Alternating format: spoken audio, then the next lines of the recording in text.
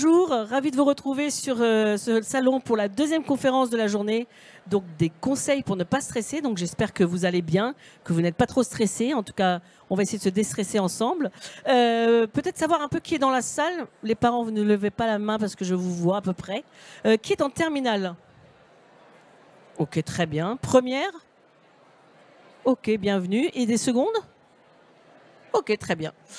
Alors, ravi de vous retrouver. Pour ma part, je suis Christelle Boisseau-Potier, je suis journaliste donc au Figaro étudiant et je suis là donc pour vous donner des tips et astuces, conseils pour ne pas stresser parce que c'est vrai que l'année de terminale, mais la seconde, la première, toutes les années de lycée sont toujours un peu stressantes, voire parfois anxiogènes, parce qu'il y a toujours des steps à passer. On vous demande toujours ce que vous voulez faire, quel est votre projet professionnel, comment révisez-vous, est-ce que vous êtes prêt à choisir parmi les 20 000 formations présentes sur Parcoursup, etc., etc. Donc l'idée, c'est effectivement de ne pas se faire un monde de tout ça, parce que quand même, les années lycée sont les plus belles. Alors évidemment, vous allez vivre encore de belles années derrière, mais les plus belles dans le sens où vous êtes en train de vous former à un projet professionnel qui va enfin prendre vie à l'issue de cette année de terminale. Donc ça, c'est plutôt une chance. Enfin, vous allez décider de votre avenir, puisque jusqu'à présent, vous étiez voilà, en primaire, au collège, au lycée. Vous avez suivi le mouvement de la scolarité française, donc très bien. Mais enfin, vous allez pouvoir choisir vos études. Donc, l'idée de ces conseils pour ne pas stresser, concernant notamment le grand oral, puisque c'est avec la réforme le premier moment un peu angoissant de l'histoire de la formation, et puis aussi sur le fait de choisir son projet pro, sa formation, sa filière, son avenir, mais aussi de passer des entretiens peut-être pour des jobs d'été, et puis aussi pour des alternances, et puis enfin les révisions. Alors, le grand oral, bon, je vous ai mis un petit historique, mais vous connaissez tous un peu ce que c'est. Hein, c'est le premier step, on va dire, de la vie sociale qui va être un peu évalué. Donc ça se passe au mois de juin de votre année de terminale, avec un coefficient 10, donc en voie générale, et 14 en voie techno. Et c'est un passage de 20 minutes, c'est-à-dire 20 minutes de préparation, 20 minutes de passage. Et lors de ce grand oral, on va vous demander des choses, notamment de travailler sur une des deux questions que vous aurez travaillées pendant l'année. Et puis, surtout, on va vous demander de parler de votre avenir, de votre choix d'orientation, de votre choix de vie. Donc ça, c'est important parce que c'est quelque chose qui va vous préparer pour l'avenir, c'est-à-dire je vais déjà choisir mon projet professionnel, j'ai déjà une grande idée de ce que je peux faire, une grande idée de ce qui va être mon avenir, ou une petite idée, mais en tout cas, c'est important de faire ça. Et puis, vous aurez d'autres oraux que le grand oral, vous aurez aussi peut-être pour certains des entretiens de concours. Certains veulent pas aller dans des écoles à la suite du bac, il y a des entretiens oraux. Vous avez des entretiens de stage et puis évidemment vous avez des entretiens pour l'alternance, c'est-à-dire que les entretiens d'alternance en entreprise, c'est des véritables entretiens comme un premier emploi, où vous allez devoir parler avec la personne ou écouter la personne, lui poser des questions. Donc comment faire pour faire tout ça, c'est-à-dire comment réfléchir, comment regarder la personne dans les yeux, parce que quand on est à l'oral, c'est bien de regarder aussi une personne dans les yeux, comment prendre des notes, parce qu'il faut prendre des notes, et comment savoir poser les bonnes questions, et en bref, comment ne pas stresser pour tous ces oraux, à la fois psychologiquement et à la fois physiquement. Par exemple, prendre aussi le problème, entre guillemets, le problème avec des guillemets, à l'envers. Vous êtes stressé, mais n'oubliez pas qu'en face, il y aura quelqu'un. Alors, je ne dis pas qu'il est aussi stressé que vous, mais quand même, les jurys ou les personnes d'entreprise qui vous reçoivent, derrière, c'est quoi leur enjeu? Si on vous fait venir, alors le grand oral, c'est une étape obligatoire, mais quand on est une entreprise et on vous fait venir, quand on est un jury d'école, vous venez à nous, c'est pour aussi savoir si ce candidat-là va être le bon. Donc là aussi, il y a c'est pas le même stress, mais en tout cas, il y a de l'évaluation et puis de l'auto-évaluation à faire. Donc ce que veut le jury, par exemple pour le grand oral, c'est plutôt une argumentation qui soit vraiment bonne. Une bonne argumentation, déjà, ça fait le déroulé, ça dilue le discours et ça rend la position plus fluide. Le respect du temps imparti, ça c'est primordial. Quand vous dépassez le timing, ça montre plein de choses un peu négatives. C'est que dans votre vie, d'une manière générale, vous êtes toujours en retard. Le prochain rendez-vous, vous serez encore en retard. Et ça veut dire qu'aussi, vous avez peut-être plus de chances de vous exprimer qu'un autre qui aura respecté le timing. Donc ça, c'est important d'avoir ça en tête, surtout qu'il y aura des points d'enlever si vous ne respectez pas votre timing. Et puis, le fameux combo hyper dur. Venez comme vous êtes, ça me rappelle une célèbre marque. Soyez vous-même spontané, mais en même temps, pas d'impro. Alors vous dites, bah, c'est impossible. Non, non, tout est possible à faire. Le seul truc, c'est qu'effectivement, vous pouvez improviser, c'est-à-dire que suivant la personne qui sera en face, suivant la question qu'on va vous poser, c'est pas un truc que vous allez travailler, mais vous allez répondre un peu du tac au tac parce que c'est votre personnalité qui va vous parler, qui va parler pour vous. Ça, c'est de l'entraînement. Vous allez voir dans les tips que je vais vous donner, le grand maître mot, c'est s'entraîner. Il n'y a pas de secret. On n'est pas tous égaux à l'oral devant quelqu'un. Il y en a qui ont des facilités, il y en a qui en ont moins. Et par expérience, ceux qui avaient des facilités se sont plantés à l'oral. Donc finalement, c'est pas mal de s'entraîner. Donc, il faut être spontané, mais rien ne s'improvise vraiment. Tout est acté. Vous avez révisé, vous avez appris, vous vous êtes entraîné. Ça, c'est important. Et puis, pour les entretiens de concours, de stage d'alternance, c'est la même chose. C'est d'avoir préparé ces entretiens, donc d'avoir connaissance de la personne qui est en face de vous, pourquoi vous êtes là, pour quelle filière, pour quel diplôme, pour quelle entreprise, pour quelle mission, pour quel job. Et puis, vous l'avez préparé et surtout, vous êtes extrêmement motivé. Ça, c'est la clé de voûte.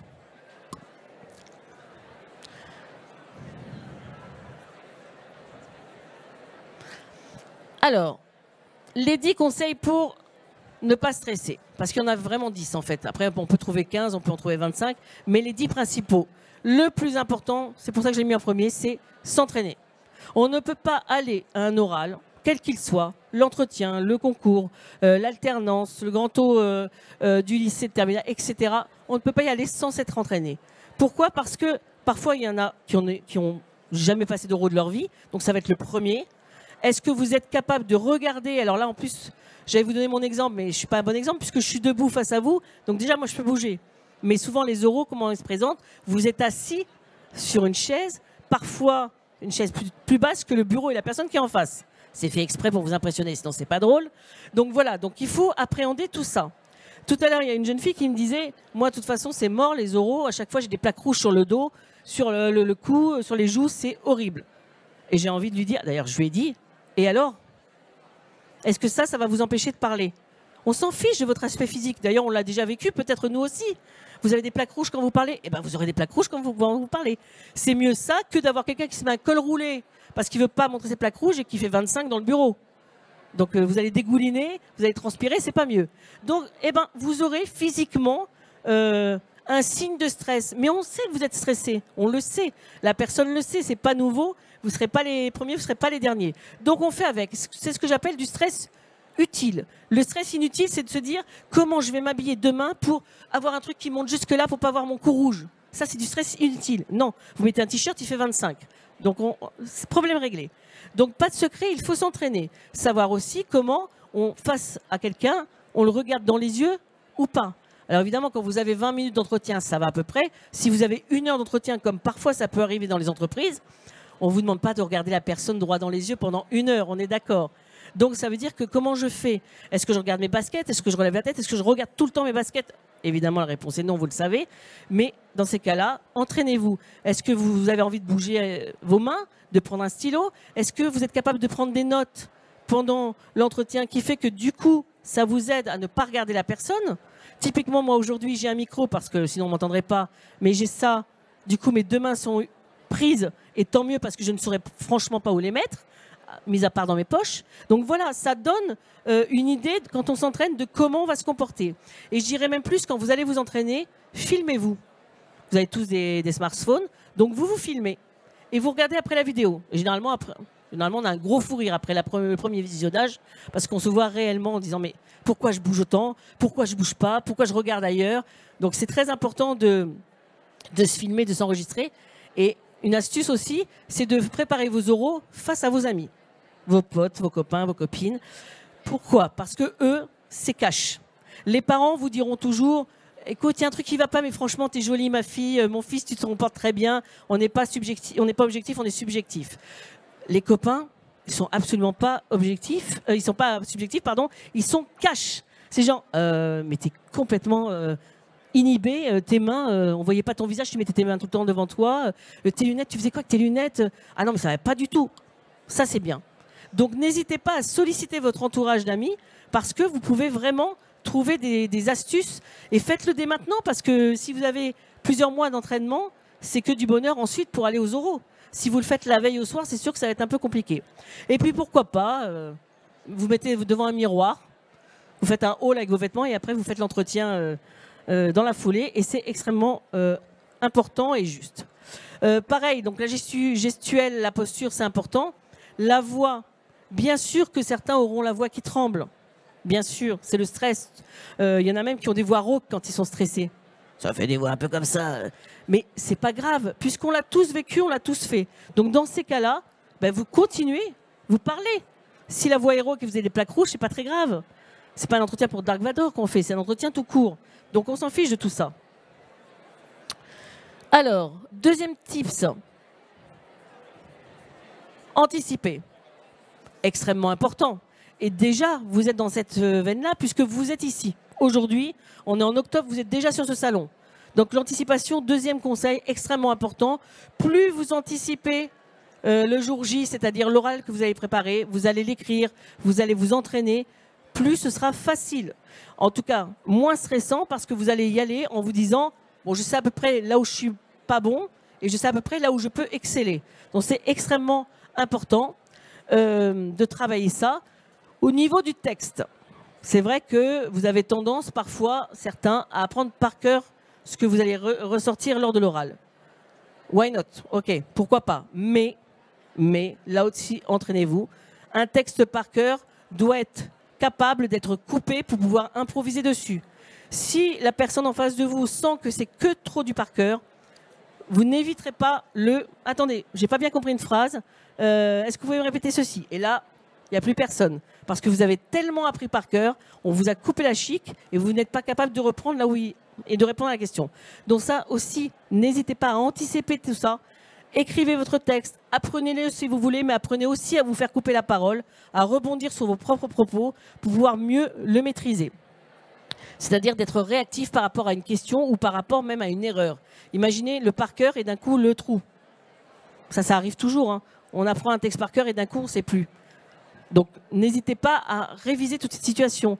Et l'anticipation, ça veut dire que sur une feuille, vous êtes capable de mettre 4 mots qui vont être les 4 mots lors de la préparation, par exemple, de l'oral, ou même d'un entretien quel qu'il soit. Vous mettez 4 mots sur une feuille, qui est le fil conducteur.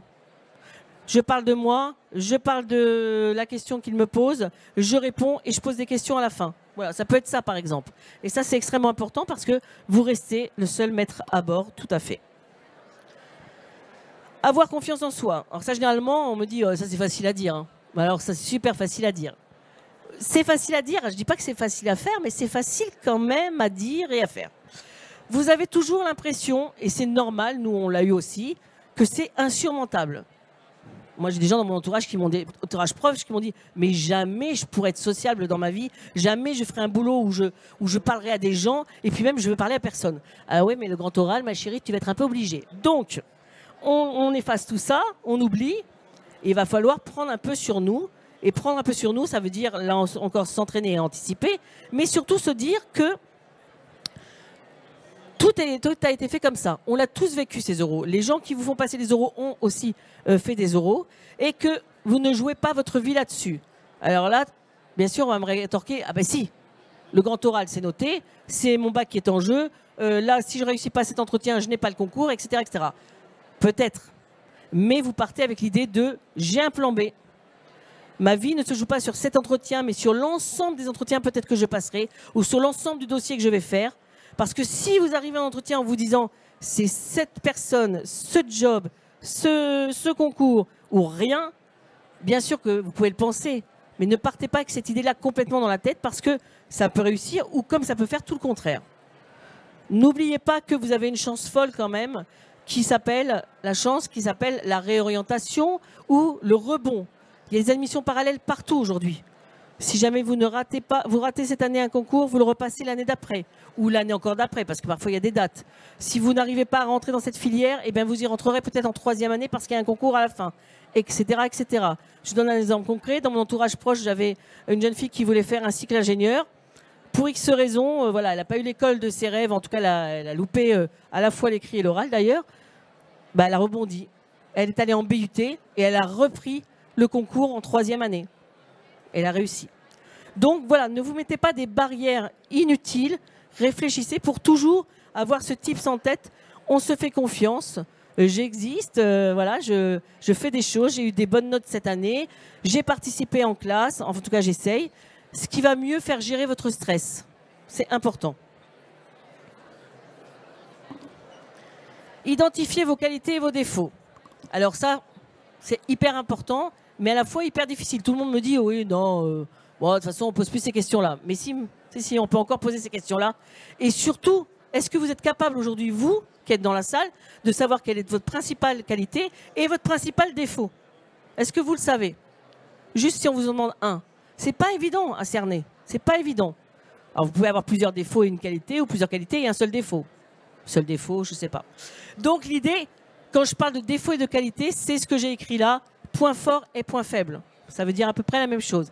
Quels sont mes points forts sur lesquels je vais pouvoir mettre le doigt et pouvoir le donner à l'oral, le donner au jury, le donner à la personne qui est en face de moi, pour pouvoir un peu plus cacher mes points faibles que de toute façon, je vais devoir développer aussi.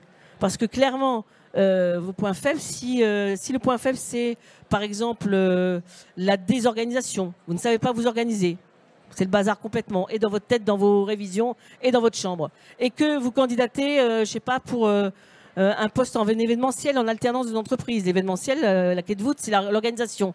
Alors évidemment que vous n'allez pas dire à la personne en face de vous, ah moi mon principal défaut c'est je suis absolument pas organisé. Effectivement, c'est un petit peu compliqué pour la personne en face qui va dire « et vous voulez faire de l'événementiel ». Donc, il y a peut-être quel moyen d'atténuer ça. Et pour atténuer ça, c'est faire un travail sur vous on va lister tout ce qui est point fort. Ah oui, je suis désorganisé, mais attention, j'ai un point fort. Je suis quand même extrêmement à l'heure et je suis très motivé. Pourquoi? Parce que j'ai déjà fait du bénévolat dans telle boîte qui organisait de l'événementiel. Donc, finalement, ça a servi mon propos. J'ai fait telle ou telle chose dans mon CV. Regardez mon CV. Cette action va vous servir aussi pour cette mission aujourd'hui. Donc c'est très important pour vous d'identifier vos points forts et de les mettre en valeur sur votre CV comme à l'oral. Vous avez tous des points forts et des points faibles, tous. Quelqu'un va parler une langue couramment, voire deux, voire trois. Quelqu'un va être chef d'équipe dans une équipe de volley, c'est un point fort. Ma faiblesse, c'est que je vais être moins bon en deuxième langue parce que je ne l'ai pas assez travaillé. Mais je ne vais pas le dire. Je vais juste dire que mon point fort, c'est l'anglais et que l'espagnol, effectivement, je l'ai un peu laissé cette année de côté, mais je compte reprendre un peu le flambeau parce que je sais qu'il va me falloir 2 langues l'année prochaine, etc., etc. C'est très important d'avoir cet équilibre-là. On l'a tous, vous l'avez tous, de faire cet exercice en amont de vos oraux. Bref, connaissez-vous. Parce que généralement, vous ne vous connaissez pas assez. Demandez à vos parents ce qu'ils voient en vous comme défaut et qualité. Demandez à vos amis, à vos frères et à vos sœurs et voyez par rapport à vous. Si vos parents vous disent « Ah bah non, t'es super mal organisé », vous dites « Bah absolument pas. » Pas du tout. Le bazar dans ma chambre n'est absolument pas le reflet de ce que j'ai dans mon cerveau. Donc prouvez-le, réfléchissez et travaillez sur ces tips. Saisir toutes les occasions. Alors ça aussi, ce 5e point est extrêmement important. Saisissez toutes les occasions de vous entraîner à l'oral. Et la première chose à faire, mais la première chose, c'est participer en classe. Quel est le meilleur terrain de jeu pour s'entraîner que là? Vous êtes au milieu d'une classe qui généralement, à votre aval, généralement vous avez au moins la moitié de la classe qui sont vos amis, que vous connaissez. Même s'il n'y en a que 2 ou 3, mais au moins vous avez des gens que vous connaissez dans la classe, vous les connaissez tous. Il y en a peut-être 30, il y en a 32, il y en a 27, peu importe. Et vous avez un prof qui est en face. Normalement, et on va dire que c'est normalement, il n'y a que de la bienveillance autour. Participez en classe. Si vous vous cassez le nez, vous allez rebondir la fois d'après. Donc, dès qu'il y a des exposés, dès qu'il y a des cours de langue, vous êtes les premiers, vous êtes tous à participer. En plus, ça renforcera vos commentaires sur les bulletins. Parce que je vous rappelle, comme j'ai dit dans la précédente conférence sur Parcoursup, que les commentaires négatifs du genre « ne participe absolument pas en classe », ça va vous coller à la peau et pas de façon positive. Donc participez, posez des questions. Il n'y a jamais de questions bêtes, jamais. On pose des questions parce qu'on n'a pas compris un propos, on a le droit. Donc après, il y a des profs qui sont moins bienveillants que d'autres, peut-être. Mais vous, ne vous arrêtez pas là. Bougez-vous, boostez-vous. J'adore bougez-vous. Il faut vraiment participer.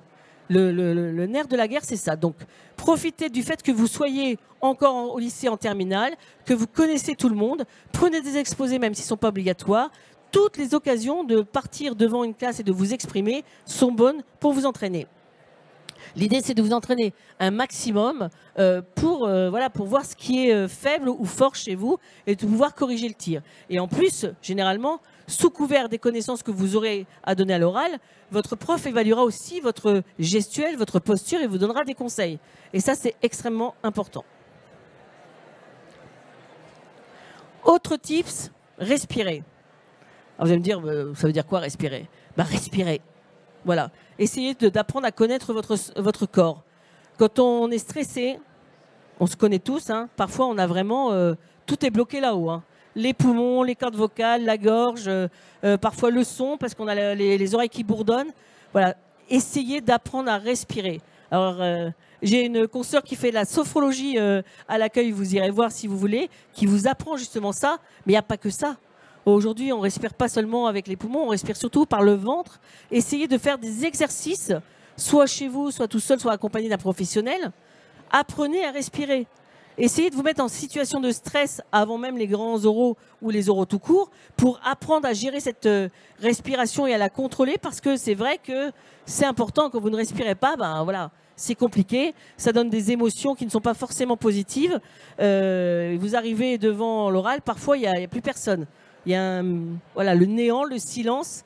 Parfois, il y a des pleurs. Parfois, il y a des évanouissements, des malaises vagos. Mais vraiment, on voit beaucoup de choses à cause de ça. Et c'est bien dommage. Ce qu'on appelle aussi les crises d'angoisse.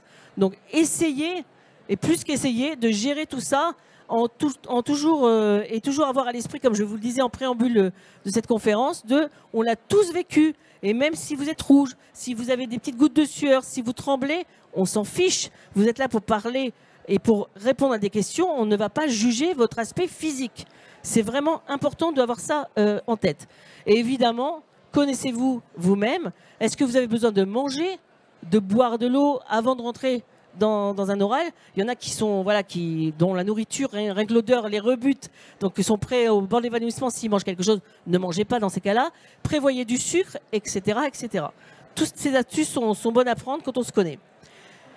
Si vous n'en faites pas déjà au lycée, mais vous en faites déjà au lycée, faites du sport extrêmement régulièrement. Ça, le sport, c'est le nerf de la guerre aussi. Même un tout petit peu, ça peut être qu'1 heure dans la semaine, une demi-heure, peu importe, de la course, de la marche, de la nage, du sport d'équipe. Ça, c'est très très bon pour la respiration, ça vous entraîne aussi. Et puis, si vous avez la chance, je sais pas, d'avoir une maison avec un sous-sol où personne ne vous entend, criez de temps en temps. Ou aller en forêt et crier. Alors en forêt, quand il n'y a pas du monde, parce que sinon ils vont appeler le SAMU et la police, mais crier, ça fait du bien aussi. Franchement, ça fait du bien. Hein, on expectre tout. Donc c'est extrêmement important. La meilleure façon aussi d'anticiper les oraux, c'est tout simplement d'avoir son anti-sèche de prête, à savoir le CV. Le CV, c'est la colonne vertébrale de tout. Hein, à partir d'aujourd'hui, si vous ne l'avez pas encore, c'est de tout et ça vous suivra toute votre vie. C'est la colonne vertébrale de votre formation, la colonne vertébrale de votre personnalité, la colonne vertébrale de ce que vous avez fait, de ce que vous êtes, de ce que vous ferez. C'est extrêmement, extrêmement important. Un petit sondage dans la salle, il n'y a rien à gagner, il n'y a rien à perdre. Qui a un CV actualisé? Les parents ne veulent pas la main. Ok, pas tant que ça, 6 personnes à peu près. Donc au sortir de ce salon, enrichissez votre CV. Votre CV aujourd'hui, c'est vraiment votre carte d'identité bis. Il y a tout dessus. Votre formation, vos compétences linguistiques, vos compétences informatiques, vos passions, vos voyages, donc votre mobilité géographique, ce que vous avez fait avant, ce que vous faites aujourd'hui, ce que vous aimerez demain. C'est extrêmement important avec tous les soft skills qui a trait à ce CV. Vous êtes jeune, vous pouvez encore tout mettre. Je me dis bien tout. J'ai vu récemment un CV dans lequel le jeune avait précisé qu'il avait fait partie des réunions d'information avec la mairie en CM1, les CMJ de mémoire. Quelqu'un me dit, mais CM1, c'est loin. C'est loin, mais c'est pas si loin. Vous êtes encore jeune. Moi, si je le mets, on est d'accord que tout le monde va éclater de rire. Et vous aurez bien raison, mais non, vous êtes jeune, vous avez le droit de mettre ça, parce que ça laisse augurer de l'avenir. Si déjà, si jeune, vous étiez déjà en appétence dans un domaine, et entre guillemets, vous perdiez du temps à aller aux réunions de la mairie alors que vous étiez en CM1, c'est vachement bien. Quelqu'un qui a fait du don du sang aussi, qui aujourd'hui, à 16, 17, 18, 19 ans, entre guillemets là encore, perdrait du temps à aller donner son sang au lieu de, je sais pas moi, du faire du sport ou autre. Mais c'est vachement bien. Mettez tout ça. Babysitting. Il y en a encore qui ne mettent pas babysitting quand ils en font, mais mettez ça dans vos CV. Les enfants ne sont pas des objets. Si on vous les donne à garder, c'est qu'on a confiance en vous, vous êtes sociable. Il y a plein de choses importantes sous couvert de ce mot. Donc c'est extrêmement important. Le stage de troisième, alors pour ceux qui l'ont fait, parce que vous êtes en période après Covid, donc certains n'ont pas pu faire le stage de troisième, mais si vous avez fait un stage de troisième, ne mettez pas une simple phrase « boutique pharmacie »,« Franprix »,« McDo ». Dites ce que vous avez fait, même si c'est que de l'observation. Observation du travail du manager, observation du travail en caisse, pour montrer un peu que vous étiez dans une mission. Ça étoffe le CV aussi, ça montre aussi ce que vous avez fait. Mettez en valeur évidemment tous vos soft skills, hein, les passions, les activités, tout ce que vous faites à côté de votre vie de jeune. Ça intéresse tout le monde. C'est extrêmement important de savoir que vous êtes passionné par le cinéma, vous êtes passionné par les mangas, vous faites du jeu vidéo. Ça peut être important parce que la personne qui est en face de vous peut très bien converser avec vous de cela. Ah, est-ce que vous avez vu le dernier jeu vidéo, The Last of Us? Ah, le jeu vidéo, il est génial. Et en plus, il y a une série derrière qui est sortie. Bon, je parle d'un sujet que je connais bien, excusez-moi. Mais voilà, ça peut être un sujet de conversation et ça crée du lien avec la personne qui est en face de vous. Vous allez réussir votre oral parce que vous aurez notifié ça. Mais ça peut être aussi, je sais pas, passionné des films de Clint Eastwood. Et la personne en face va vous dire, mais moi je n'aime pas du tout. Est-ce que vous pouvez m'expliquer pourquoi? Et bim, on repart là encore d'un autre cordon qui va faire tout le lien avec le dialogue. Donc ça, extrêmement important pour vous. Et puis vous pouvez mettre aussi tout ce que vous ne voyez pas qui est important, mais qui est important aux yeux des recruteurs, aux yeux des formateurs, c'est les prix que vous auriez pu éventuellement gagner dans votre jeune âge. Le prix du premier rapport de stage, un prix de concours général, le premier prix d'exposé en latin, etc., etc. Il y en a des prix. Donc si vous avez des prix, vous les mettez. Les mentions au bac, évidemment, vous les mettrez. Et puis, les excellentes notes, par exemple, à un mémoire ou un rapport de stage. Alors, quand je dis excellente, c'est qu'ils vont faire vriller l'œil quand vous allez les mettre. Si vous mettez un 15, c'est très bien un 15. Mettez-le si vous voulez. C'est pas ça forcément qui va faire vriller l'œil. Par contre, si vous avez un 18 en rapport de stage, en mémoire ou en note de bac français, par exemple, si vos notes de bac français excellent, mettez-les dans le CV. C'est extrêmement important parce que là, on se dit, ah ouais, déjà, ils sont même pas encore dans les études supérieures que déjà, il y a ces notes qui tombent. Donc, c'est extrêmement important et ça peut faire la différence sur un autre dossier. Donc, les soft skills, extrêmement importants. Si vous êtes capitaine d'une équipe de volley, si vous êtes bénévole dans une association, les actions citoyennes sont extrêmement bien vues. Si vous êtes chef de chorale, si vous chantez dans un groupe, même si c'est du métal, on s'en fiche, on veut savoir que vous faites tout ça, on veut savoir ce que vous faites dans votre vie. Et évidemment, si vous avez, en plus de la mobilité géographique, que vous avez fait des voyages, vous les mettez aussi. Et je rappelle que les voyages, c'est pas seulement le fait d'être parti un mois en sac à dos en Nouvelle-Zélande. On s'en fiche ça, enfin on s'en fiche pas, c'est très bien. Mais ça peut être aussi un week-end avec Tante Lucette à Londres. Alors évidemment, vous ne mettez pas Tante Lucette avec un week-end, mais vous mettez Londres. C'est extrêmement important de savoir que vous êtes sorti des frontières de Paris, de Levallois, et vous êtes allé ailleurs voir d'autres personnes, d'autres cultures. Et vous avez parlé d'autres langues. Évidemment, le nerf de la guerre aussi, quand on va vers l'oral, un entretien, un grand oral, c'est de se renseigner, de prendre toutes les informations avant, pour ne pas avoir ce qu'on appelle, depuis le début, ne pas gérer son stress, le stress inutile. Il y a le stress utile et le stress inutile. Le stress utile, on l'a dit, on aura des plaques rouges, on sera tremblant, etc. Voilà, c'est acté, on est stressé, point barre. Le stress inutile, c'est de ne pas vous préparer avant. C'est tout bête, c'est type et astuce, mais chaque année, il y en a plein qui ont ça. Arriver en retard parce qu'on n'a pas vu que c'était pas notre lycée. Le grand oral, finalement, il est dans le lycée qui est à Pétaouchnok-les-Bains et qu'en voiture, on met déjà 1 heure. Il faut prévoir l'heure pour y aller et peut-être même anticiper plus d'1 heure. La date, il y a des gens qui se sont trompés de date cette année encore, mais vraiment, je vous assure, expérience vécue. Donc, c'est nul et non avenu de stresser inutilement pour ce genre de choses. Vous vous préparez en amont, 1 semaine avant. Où est-ce que ça se trouve? Vous parlez avec vos copains, mais n'actez pas ce que dit votre ami. Si le pote d'à côté vous dit « Ah mais si, c'est au lycée de Garquinet, dans le 13e, très bien. C'est à 8 h et toi, ça va être à 9 h certainement. » Non, non. Très bien, il l'a dit, mais vous vérifiez. Vous vérifiez l'info. Hein, vous n'avez pas tous les mêmes horaires, parfois pas les mêmes lieux. Donc vérifiez tout ça, parce que c'est nul de stresser pour ça. Autre nullité et de stress inutile, préparez vos affaires. Les oraux, en tout cas pour le bac, on vous demandera votre pièce d'identité. Bon, on aura beau dire on râler tout ce que vous voulez, on vous demandera votre pièce d'identité. Donc peu importe, vous la préparez la veille au soir. C'est pas le pass Navigo, c'est pas la carte vitale, c'est le passeport ou la pièce d'identité. Donc évidemment, prenez ça, préparez ça, c'est dommage. Et puis, tout de même si vous n'en avez pas forcément besoin parce qu'on ne va pas vous le demander, ayez toujours un CV avec vous. Papier. Alors c'est pas très RSE ce que je vais dire, mais papier. Pourquoi? Parce que si vous l'avez dans votre portable, les portables ne sont pas autorisés pour les oraux. Absolument pas. Et vous aurez beau dire, mais si mon CV il est là. Voilà, non, on ne vous donnera pas forcément l'autorisation de prendre votre portable. Même s'il n'est pas demandé votre CV, ayez-le. Parce que si on vous le demande et que vous l'avez, mais alors là, c'est 10 points d'un coup. Non, j'exagère. Mais en tout cas, vous voyez un peu le positif de la chose. C'est génial. Vous l'avez, ça pèse pas très lourd dans le sac un CV. Hein, donc prenez-le. Et puis, tout de même, alors je vous dis ça en tout bien, tout honneur, parce que c'est arrivé chaque année aussi, ça arrivera encore, des stylos qui fonctionnent. Alors une trousse, ce que vous voulez, un tote bag, peu importe. 1 ou 2 stylos et pas qu'un que vous n'avez pas utilisé et vous ne savez pas s'il écrit, et que chaque année, il y a des jurys qui attendent 5-10 minutes, que la personne, alors, en plus qui est stressée, cherche des stylos parmi les autres candidats et que personne ne veut donner son stylo parce qu'il n'en a qu'un. Donc ne stressez pas pour ça, c'est vraiment, là encore, du stress complètement inutile. On évite. Se renseigner aussi, là on était en cadre du grand oral, mais c'est pareil pour les entretiens, pour les concours. Il faut aussi se renseigner de la date, les horaires, les lieux, connaître évidemment les formations que vous allez demander, pourquoi vous faites un concours et pourquoi vous passez l'oral de cette école si vous ne connaissez pas la formation et le diplôme. Et évidemment qu'on va vous demander pourquoi vous choisissez tel ou tel diplôme. Si vous dites juste, oh ben, je viens chez vous parce que dans marketing digital, il y a digital. Ok. Et que moi j'adore. Ok. Ça va être un peu léger.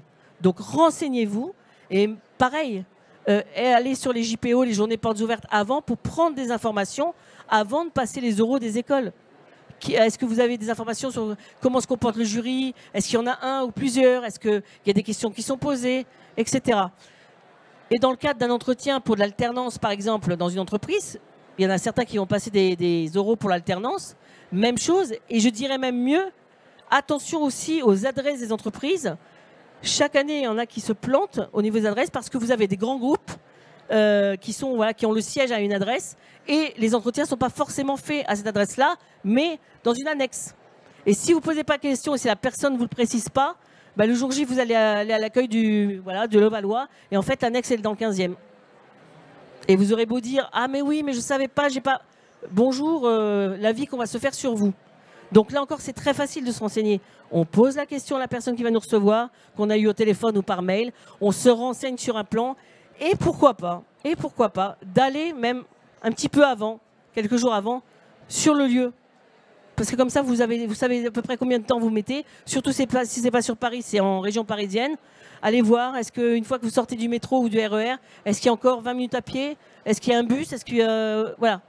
Ça, c'est très important. Parce que là encore, c'est pas du stress utile de se dire il faut que je cours, alors que je suis bien habillé, je vais arriver tout transpirant, je ne me suis pas renseigné. Non, vous vous renseignez avant, comme ça vous arrivez un petit peu avant l'heure, vous avez le temps de repérer les lieux et vous savez à peu près où vous mettez les pieds. Et puis évidemment, prévoir des questions à la fin de l'entretien dans le cadre de l'alternance, c'est assez important parce que quand on converse avec les entreprises, elles sont assez déçues souvent de se dire on a des candidats, on les reçoit, mais il n'y en a jamais qui nous posent des questions.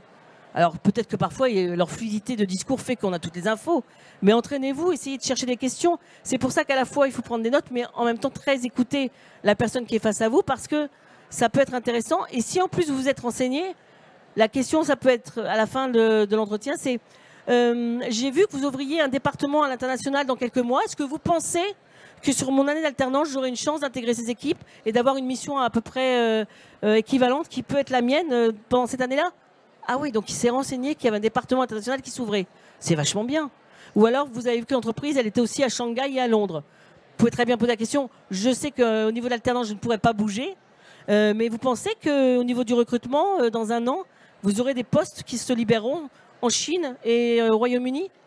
Super question.